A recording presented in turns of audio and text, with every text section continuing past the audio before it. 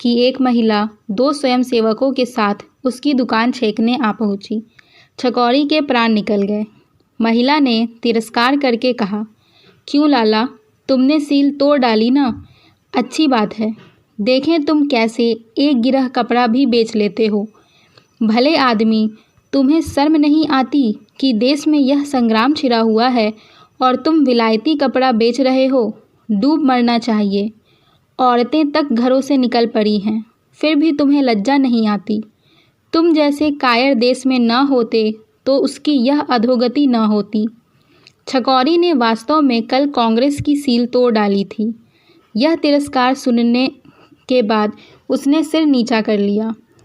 उसके पास कोई सफाई न थी, कोई जवाब न था। उसकी दुकान बहुत छोटी थी। लेहने पर कपड़े लाकर बेचा करता था। यही जीविका थी। इसी पर वृद्धा माता, रोगिणी स्त्री और 5 बेटे बेटियों का निर्वाह होता था। जब स्वराज्य संग्राम छिड़ा और सभी बजाज विलायती कपड़ों पर मुहरें लगवाने लगे तो उसने भी मुहर लगवा ली। 10-5 थान स्वदेशी कपड़ों के उधार लाकर दुकान पर रख लिए, पर कपड़ों का मेल न था, इसलिए बिक्री कम होती थी। कोई भूला भटका ग्राहक आ जाता तो रुपए 8 आने की बिक्री हो जाती। दिन भर दुकान में तपस्या सी करके पहर रात को घर लौट जाता था। गृहस्थी का खर्च इस बिक्री से क्या चलता। कुछ दिन कर्ज वर्ज लेकर काम चलाया, फिर गहने बेचने की नौबत आई। यहाँ तक कि अब घरों में कोई ऐसी चीज़ ना बची जिससे 2-4 महीने पेट का भूत सिर से टल जाता। उधर स्त्री का रोग असाध्य होता जाता था। बिना किसी कुशल डॉक्टर को दिखाए काम न चल सकता था। इसी चिंता में डूब उतरा रहा था कि विलायती कपड़े का एक ग्राहक मिल गया जो एक मुश्त 10 रुपए का माल लेना चाहता था। इस प्रलोभन को वह रोक ना सका। स्त्री ने सुना तो कानों पर हाथ रखकर बोली, मैं मुहर तुड़वाने को कभी ना कहूँगी। डॉक्टर तो कुछ अमृत पिला ना देंगे। तुम नक्कू क्यों बनो? बचना होगा बच जाऊंगी, मरना होगा मर जाऊंगी। बेआबरूई तो ना होगी। मैं जीकर भी इस घर का क्या उपकार कर देती हूँ और सबको दिक कर रही हूँ। देश को स्वराज्य मिले, लोग सुखी हो, बला से मैं मर जाऊंगी। हजारों आदमी जेल जा रहे हैं, कितने घर तबाह हो गए, तो क्या सबसे ज़्यादा प्यारी मेरी ही जान है? पर छकौरी इतना पक्का न था। अपना बस चलते वह स्त्री को भाग्य के भरोसे न छोड़ सकता था। उसने चुपके से मुहर तोड़ डाली और लागत के दामों 10 रुपए के कपड़े बेच दिए। अब डॉक्टर को कैसे ले जाए? स्त्री से क्या पर्दा रखता? उसने जाकर साफ साफ सारा वृत्तांत कह सुनाया और डॉक्टर को बुलाने चला। स्त्री ने उसका हाथ पकड़कर कहा, मुझे डॉक्टर की ज़रूरत नहीं। अगर तुमने जिद की तो मैं दवा की तरफ आंख भी ना उठाऊंगी। छकौरी और उसकी माँ ने रोगिणी को बहुत समझाया, पर वह डॉक्टर को बुलाने पर राजी ना हुई। छकौरी ने 10 रुपए उठाकर घर कुइयाँ में फेंक दिए और बिना कुछ खाए पिए किस्मत को रोता झींकता दुकान पर चला गया। उसी वक्त पिकेटिंग करने वाले आ पहुँचे और उसे फटकारना शुरू कर दिया। पड़ोस के दुकानदार ने कांग्रेस कमेटी में जाकर चुगली कर दी।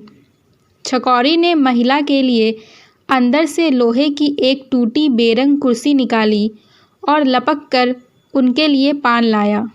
जब वह पान खाकर कुर्सी पर बैठी तो उसने अपने अपराध के लिए क्षमा मांगी। बोला, बहन जी, बेशक मुझसे यह अपराध हुआ है, लेकिन मैंने मजबूर होकर मुहर तोड़ी।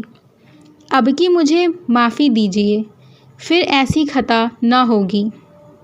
देश सेविका ने थानेदारों के रोब के साथ कहा, यो अपराध क्षमा नहीं हो सकता।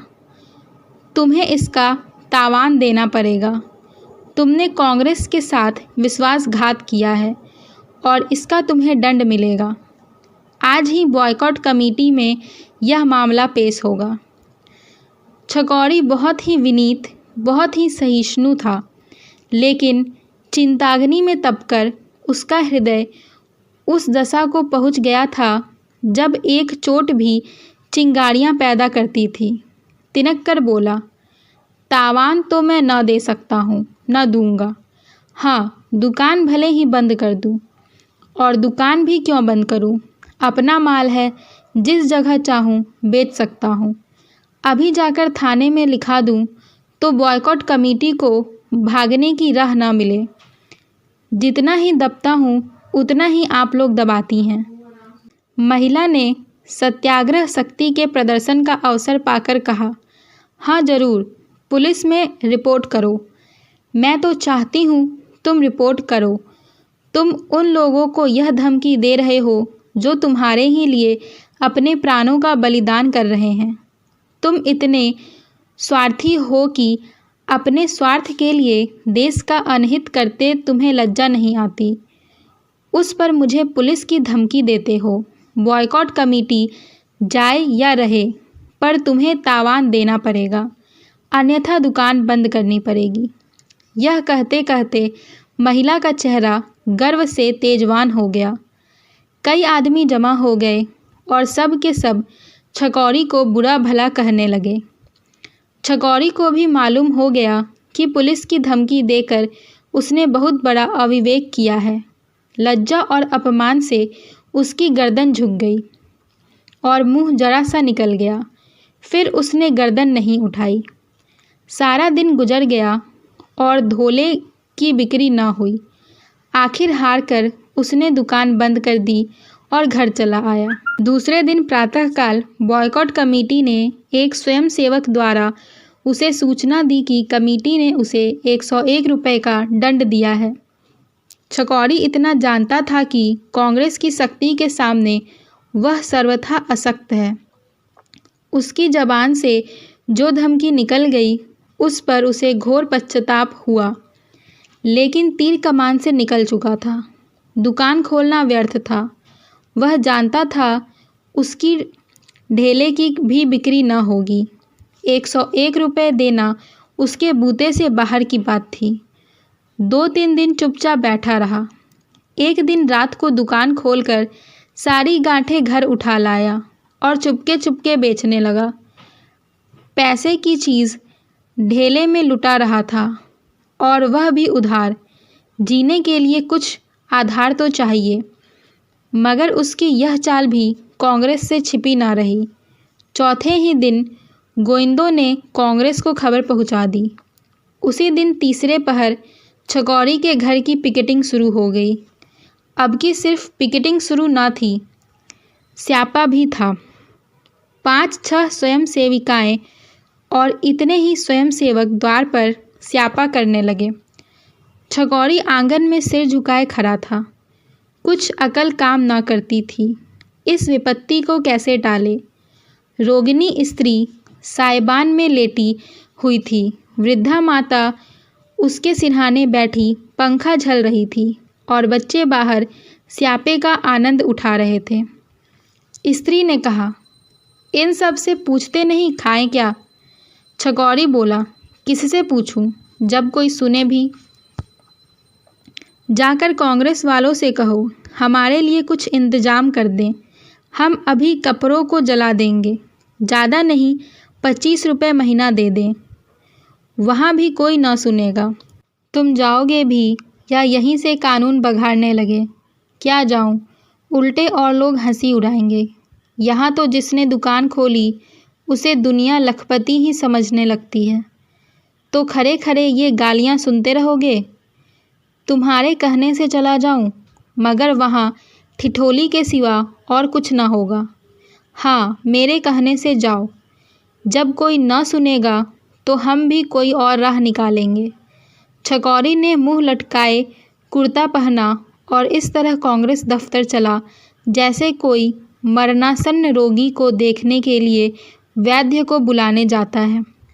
कांग्रेस कमेटी के प्रधान ने परिचय के बाद पूछा, तुम्हारे ही ऊपर तो बॉयकॉट कमेटी ने 101 का तावान लगाया है।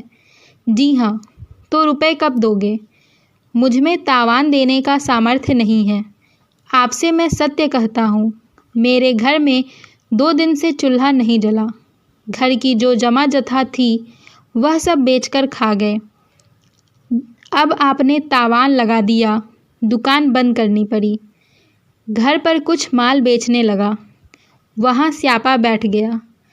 अगर आपकी यही इच्छा हो कि हम सब दाने बगैर मर जाएं, तो मार डालिए और मुझे कुछ नहीं करना है।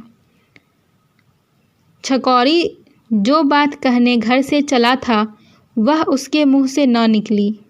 उसने देख लिया कि यहाँ कोई उस पर विचार करने वाला नहीं है। प्रधान जी ने गंभीर भाव से कहा, तावान तो देना ही पड़ेगा। अगर तुम्हें छोड़ दूँ तो इसी तरह और लोग भी करेंगे। फिर विलायती कपड़े की रोकथाम कैसे होगी? मैं आपसे जो कह रहा हूँ उस पर आपको विश्वास नहीं आता? मैं जानता हूँ तुम मालदार आदमी हो। मेरे घर की तलाशी ले लीजिए, मैं इन चकमों में नहीं आता। छकौरी ने उदंड होकर कहा, तो यह कहिए कि आप देश सेवा नहीं कर रहे हैं, गरीबों का खून चूसना चाहते हैं। पुलिस वाले कानूनी पहलू से लेते हैं, आप गैर कानूनी पहलू से लेते हैं। नतीजा एक ही है। आप भी अपमान करते हैं, वह भी अपमान करते हैं। मैं कसम खा रहा हूँ कि मेरे घर में खाने के लिए दाना नहीं है। मेरी स्त्री खाट पर पड़ी पड़ी मर रही है, फिर भी आपको विश्वास नहीं आता। आप मुझे कांग्रेस का काम करने के लिए नौकर रख लीजिए, 25 रुपये महीने दीजिएगा। इससे ज़्यादा अपनी गरीबी का और क्या प्रमाण दूँ? अगर मेरा काम संतोष के लायक ना हो तो 1 महीने के बाद मुझे निकाल दीजिएगा। यह समझ लीजिएगा कि जब मैं आपकी गुलामी करने को तैयार हुआ हूँ तो इसीलिए कि मुझे दूसरा कोई आधार नहीं है। हम व्यापारी लोग अपना बस चलते किसी की चाकरी नहीं करते। प्रधान जी हंसकर बोले, यह तो तुमने नई चाल चली। चाल नहीं चल रहा हूँ, अपनी विपत्ति कथा कह रहा हूँ। कांग्रेस के पास इतने रुपए नहीं हैं कि वह मोटों को खिलाती फिरे। अब भी आप मुझे मोटा कहे जाएंगे? तुम मोटे हो ही, मुझ पर जरा भी दया ना कीजिएगा। प्रधान ज़्यादा गहराई से बोले, छकौरी लाल जी, मुझे पहले तो इसका विश्वास नहीं आता कि आपकी हालत इतनी ख़राब है, और अगर विश्वास आ भी जाए तो भी मैं कुछ कर नहीं सकता। इतने महान आंदोलन में कितने ही घर तबाह हुए और होंगे। हम लोग सभी तबाह हो रहे हैं। आप समझते हैं हमारे सिर कितनी बड़ी जिम्मेदारी है। आपका तावान माफ़ कर दिया जाए तो कल ही आपके बीसियाँ भाई अपनी मुहरें तोड़ डालेंगे और हम उन्हें किसी तरह कायल ना कर सकेंगे। आप गरीब हैं, लेकिन आपके सभी भाई तो गरीब नहीं हैं। तब तो सभी अपनी गरीबी के प्रमाण देने लगेंगे। मैं किस किस की तलाशी लेता फिरूँगा। इसलिए जाइए, किसी तरह रुपए का प्रबंध कीजिए और दुकान खोलकर कारोबार कीजिए। ईश्वर चाहेंगे तो वह दिन भी आएगा जब आपका नुकसान पूरा होगा। छकौरी घर पहुंचा तो अंधेरा हो गया था। अभी तक उसके द्वार पर स्यापा हो रहा था। घर में जाकर स्त्री से बोला, आखिर वही हुआ जो मैं कहता था। प्रधान जी को मेरी बातों पर विश्वास ही नहीं आया। स्त्री का मुरझाया हुआ बदन उत्तेजित हो उठा। उठ खड़ी हुई और बोली, अच्छी बात है, हम उन्हें विश्वास दिला देंगे। मैं अब कांग्रेस दफ्तर के सामने ही मरूंगी। मेरे बच्चे उसी दफ्तर के सामने विकल हो होकर तड़पेंगे। कांग्रेस हमारे साथ सत्याग्रह करती है तो हम भी उसके साथ सत्याग्रह करके दिखा देंगे। मैं इसी मरी हुई दशा में कांग्रेस को तोड़ डालूंगी। जो अभी इतने निर्दयी हैं वह कुछ अधिकार हो जाने पर न्याय करेंगे। एक इक्का बुला लो, खाट की ज़रूरत नहीं, वहीं सड़क किनारे मेरी जान निकलेगी। जनता ही के बल पर तो वह कूद रहे हैं। मैं दिखा दूंगी, जनता तुम्हारे साथ नहीं, मेरे साथ है। इस अग्निकुंड के सामने छकौड़ी की गर्मी शांत हो गई। कांग्रेस के साथ इस रूप में सत्याग्रह करने की कल्पना ही से वह कांप उठा। सारे शहर में हलचल पड़ जाएगी। हजारों आदमी आकर यह दशा देखेंगे। संभव है कोई हंगामा ही हो जाए। यह सभी बातें इतनी भयंकर थी कि छकौड़ी का मन कातर हो गया। उसने स्त्री को शांत करने की चेष्टा करते हुए कहा, इस तरह चलना उचित नहीं है अम्बे। मैं एक बार प्रधान जी से फिर मिलूँगा। अब रात हुई, स्यापा भी बंद हो जाएगा, कल देखी जाएगी। अभी तो तुमने पथ्य भी नहीं लिया। प्रधान जी बेचारे बड़े असमंजस में पड़े हुए हैं। कहते हैं अगर आपके साथ रियायत करूं तो फिर कोई शासन ही न रह जाएगा। मोटे मोटे आदमी भी मुहरे तोड़ डालेंगे और जब कुछ कहा जाएगा तो आपकी नज़ीर पेश कर देंगे। अम्बा एक क्षण अनिश्चित दशा में खड़ी छकौड़ी का मुंह देखती रही, फिर धीरे से खाट पर बैठ गई। उसकी उत्तेजना गहरे विचार में लीन हो गई। कांग्रेस की और अपनी जिम्मेदारी का ख्याल आ गया। प्रधान जी के कथन में कितना सत्य था यह उससे छिपा ना रहा। उसने छकौड़ी से कहा, तुमने आकर यह बात न कही थी। छकौड़ी बोला, उस वक्त मुझे इसकी याद न थी। यह प्रधान जी ने कहा है या तुम अपनी तरफ से मिला रहे हो? नहीं, उन्होंने खुद कहा है। अपनी तरफ से क्यों मिलाता? बात तो उन्होंने ठीक ही कही। हम तो मिट जाएंगे। हम तो यूँ ही मिटे हुए हैं। रुपए कहाँ से आवेंगे? भोजन के लिए तो ठिकाना ही नहीं, दंड कहाँ से दे दें? और कुछ नहीं है, घर तो है, इसे रेहन रख दो और अब विलायती कपड़े भूलकर भी ना बेचना।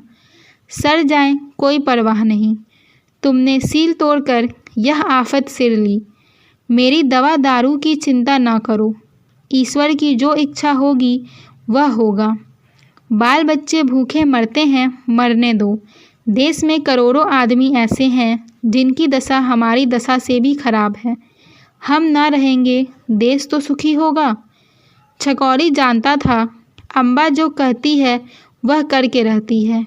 कोई उज्र नहीं सुनती। वह सिर झुकाए अम्बा पर झुंझलाता हुआ घर से निकलकर महाजन के घर की ओर चला।